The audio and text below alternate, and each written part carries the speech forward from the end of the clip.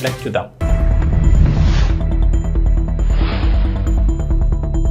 తెలంగాణలోని రైతులకు good news. ఇవాళ రైతులకు 2 లక్షల రుణమాఫీ పథకం ప్రారంభం.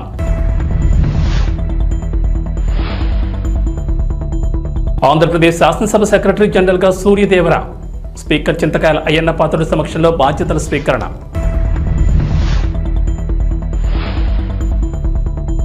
సింగరేణి ఓపెన్ కాస్ట్ ప్రాజెక్టులో ప్రమాదం, 2 కార్మికుల సజీవ దహనం.